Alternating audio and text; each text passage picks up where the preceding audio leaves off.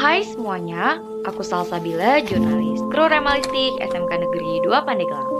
Jurnal aku kali ini, aku bakal ngasih tahu ke kalian apa aja sih organisasi yang ada di SMK Negeri 2 Pandeglang.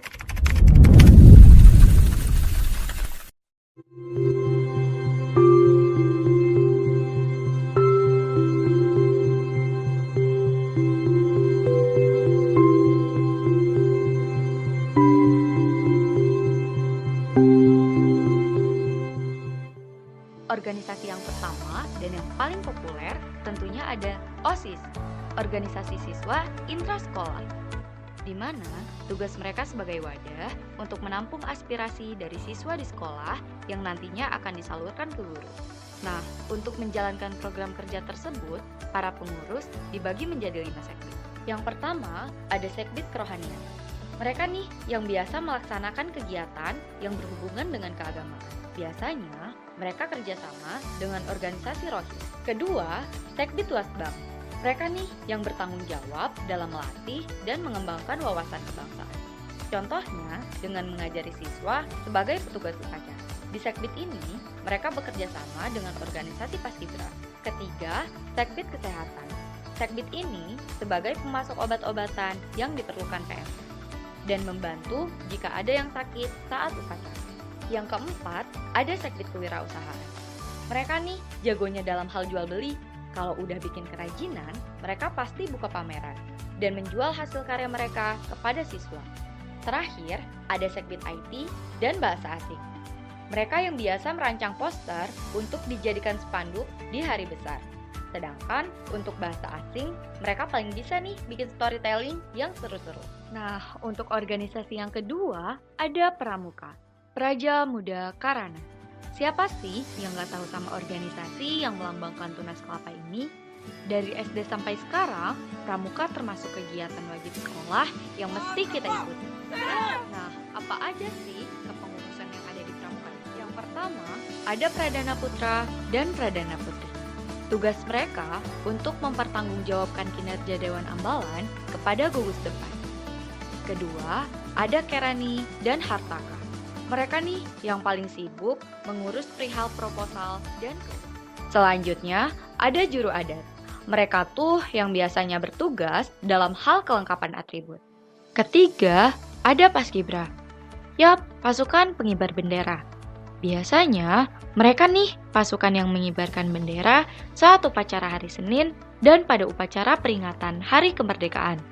Di dalam paskibra, selain ada pengurus, ada juga ketua angkatan yang bertugas sebagai pimpinan umum, memperhatikan setiap anggota, serta mengatur segala kegiatan yang berkaitan dengan teknis di lapangan. Juga ada Binlat yang biasanya memberikan pelatihan kepada anggota paskibra. Kemudian ada ketujuh sekbidnya, di antaranya yang pertama ada sekbid Humas. Mereka bertugas untuk memberitahukan segala bentuk informasi. Yang kedua ada sekbid Kesehatan. Tentu tugas mereka untuk memberikan pengobatan kepada anggota ketika ada yang terluka. Ketiga, ada sekbid Peralatan. Bertugas mengamankan segala peralatan yang ada di paskibra. Keempat, sekbid Konsumsi. Tugasnya untuk mengatur konsumsi yang ada di paskibra. Yang kelima, ada sekbid Keamanan. Yang pastinya tugas mereka untuk mengawasi tiap-tiap anggota. Keenam, ada sekbid Dokumentasi. Mereka tugasnya untuk mengabadikan setiap momen dan kegiatan yang ada di paskibra. Yang keempat, ada PMR. Ngomong-ngomong soal PMR, siapa sih yang nggak tahu PMR? Mereka tugasnya menolong siswa dan siswi di sekolah ketika ada yang terluka atau sakit. Di organisasi PMR juga bukan cuma ketua, wakil ketua, sekretaris, dan bendahara. Adapun unit yang pertama yaitu unit kesehatan. Mereka tuh yang bertugas untuk selalu mengecek persediaan obat-obatan yang ada di dalam kotak P3K.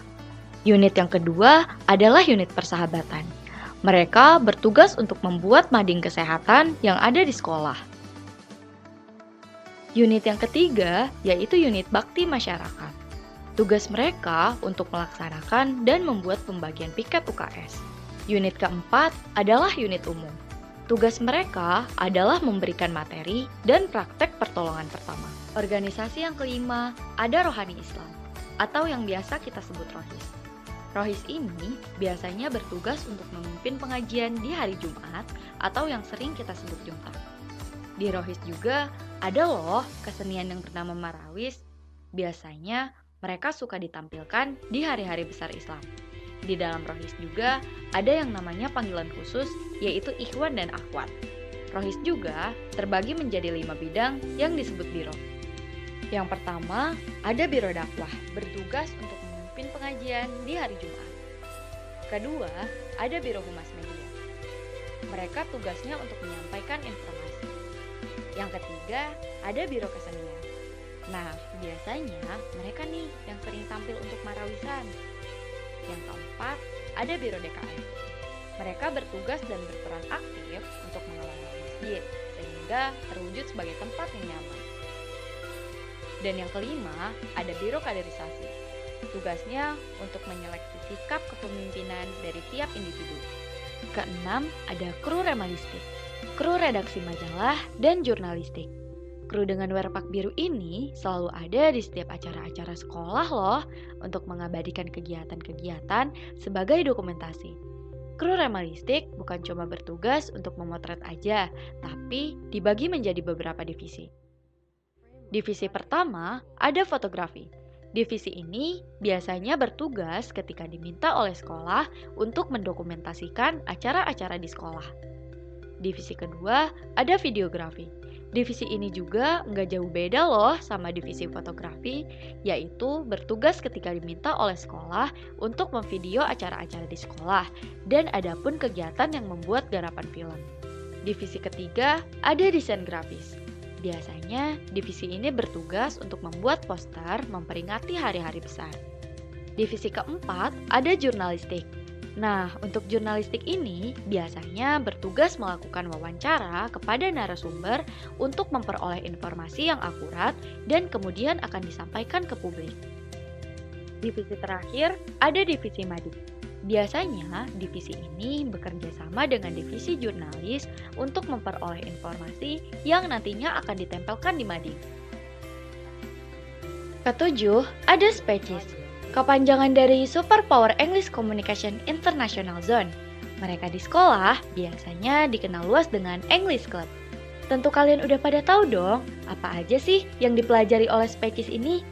Nah, Species juga suka berkolaborasi dengan Sekwit Bahasa Asing loh untuk membuat storytelling yang seru-seru. Di Species juga terbagi beberapa bidang. Yang pertama, ada bidang debat, speech, singing, dan storytelling. Biasanya, bidang-bidang ini ditentukan sesuai kemampuan masing-masing anggota. Nah, itu dia 7 organisasi inti di SMK Negeri 2 Pandeglang.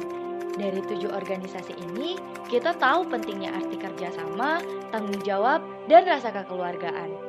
Jadi, mari kita kembangkan wawasan dan bakat yang kita miliki dengan berorganisasi. Salsabila Adinda, Pandeglang, 2022.